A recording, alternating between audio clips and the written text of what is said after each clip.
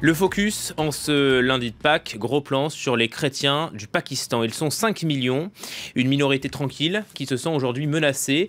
Le mois dernier, 2 attaques suicides les ont visées. Un double attentat signé des talibans pakistanais. Bilan 19 morts et une vague de colère inédite dans le pays. Alors les chrétiens pakistanais sont-ils la nouvelle proie des terroristes? Le gouvernement en a-t-il conscience? On va poser ces questions à notre invité en direct d'Islamabad.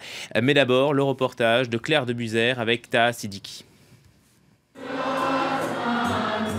Ce matin à Lahore, le père Francis célèbre la messe du dimanche, une semaine tout juste après l'attentat qui a frappé l'église Saint-John. Des dizaines de fidèles ont fait le déplacement.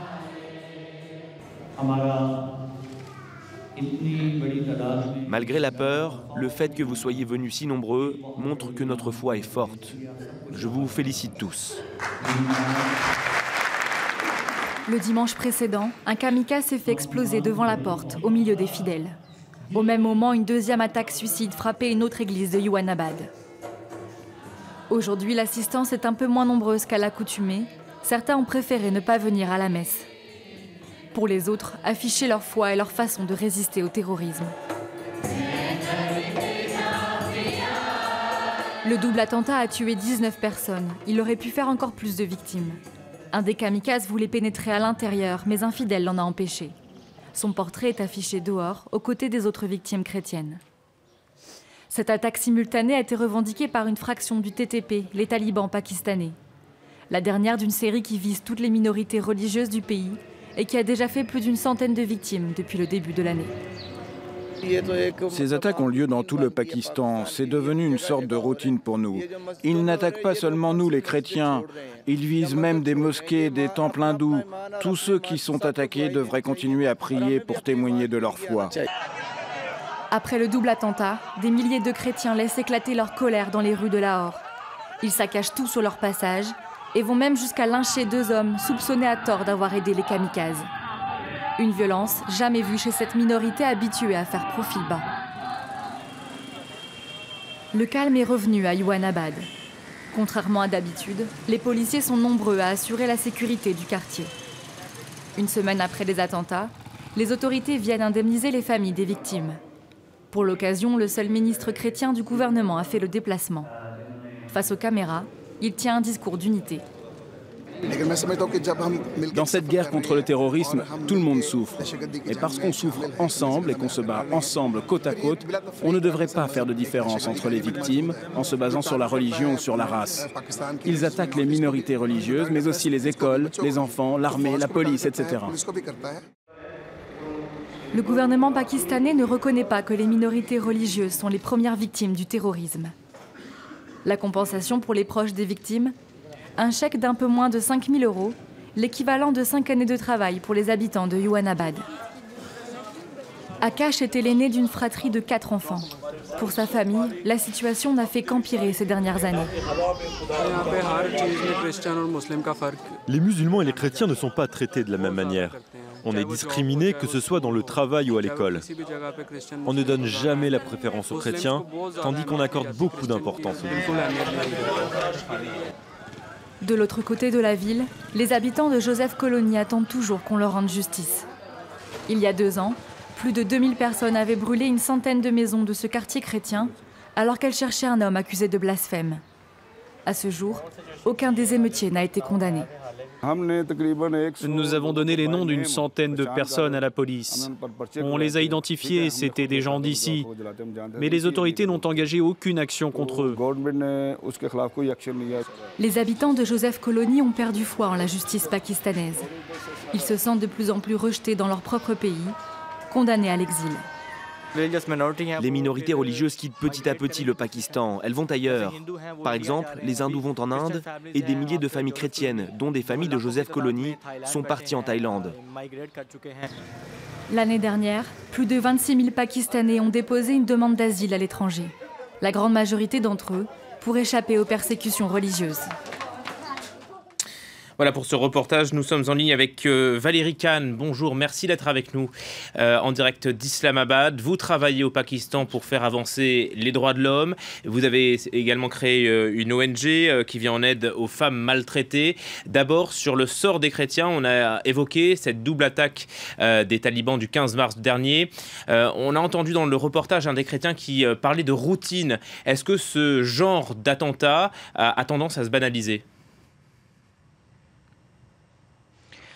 Se banaliser, je ne sais pas, mais il est vrai que les minorités religieuses, qu'elles soient chrétiennes ou qu'elles soient chiites, ou qu'elles soient hindoues ou les ahmadis, qui ne se considèrent pas comme une minorité, sont effectivement visées, ainsi que tout musulman au Pakistan qui ne soutiendrait pas l'agenda des talibans dans ce pays.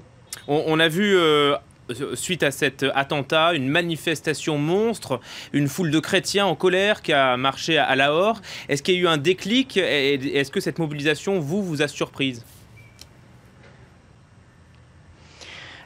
Surprise, non, parce que encore une fois, il y a un problème de gouvernance et il est vrai que les attaques qui ont été menées contre les chrétiens n'ont pas été suivies de justice. Les coupables n'ont pas été arrêtés, n'ont pas été donc soumis à la justice et on a effectivement l'impression qu'on peut massacrer des gens en toute impunité. Donc malgré des déclarations du gouvernement, du Premier ministre, malgré des condamnations officielles, on attend l'action des forces de l'ordre pour arrêter et effectivement faire qu'il y ait un message qui soit tangible. Mais comment est-ce que vous expliquez, vous, cette timidité de la part du gouvernement ? Alors, écoutez, le fait est, il y a la discrimination, comment dirais-je, vis-à-vis des minorités religieuses, elle n'est pas, c'est un problème qui est au-delà du terrorisme. Et il s'avère aussi que il y a des factions terroristes qui comptent là-dessus. C'est-à-dire qu'on a peur de parler, c'est déjà très flagrant. Regardez, Salman Taseer avait pris position pour avoir une autre interprétation de la loi contre le blasphème. Il a été tué. Le coupable tard à se faire punir et et puis il y a aussi toujours ce problème de la profondeur stratégique où d'un côté le Pakistan vient de développer un plan d'action national pour lutter très fortement contre les terrorismes. Maliha Lodi a fait une déclaration aux Nations Unies qui indique clairement que le Pakistan veut lutter contre ce terrorisme et contre les gens qui attaquent les enfants ou les minorités, mais les partis politiques ont aussi peur il semblerait, de combattre ou peut-être de prendre position de manière plus substantielle pour punir les gens qui sont au fond peut-être à la racine de ce mal. Au-delà des attaques, j'aimerais vous entendre sur le sort et le quotidien des chrétiens pakistanais. Est-ce qu'ils sont considérés comme des citoyens de seconde zone ? Je rappelle qu'ils représentent 2% de la population. Excusez-moi, je n'ai pas compris votre question, je n'ai entendu que la fin. Pourriez-vous répéter ? Oui, bien sûr. Je vous demandais quel était le quotidien des chrétiens pakistanais. Est-ce qu'ils sont considérés comme des citoyens à part entière ou des citoyens en marge ? Alors, ça dépend à quel niveau de la société on parle. Si vous regardez le cadre juridique et structurel du Pakistan, l'article 25 de la Constitution leur garantit ces droits, leur garantit l'égalité. Dans la réalité, c'est tout autre chose. Encore une fois, vous avez eu des chrétiens qui ont été massacrés, qui ont été brûlés, qui ont été mis dans des fours à briques. On attend toujours que les coupables soient punis.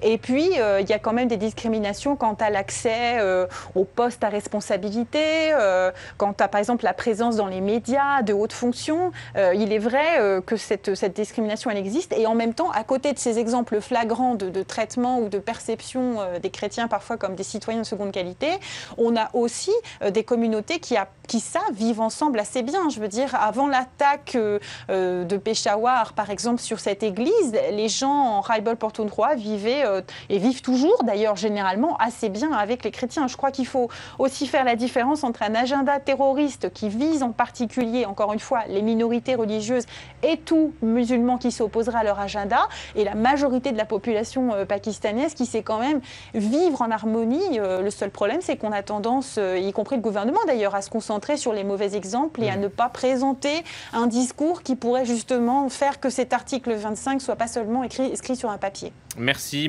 beaucoup Valérie Khan en direct d'Islamabad pour votre témoignage sur la société pakistanaise. Voilà pour ce focus. Retour de l'info dans un instant, le journal de 14h30.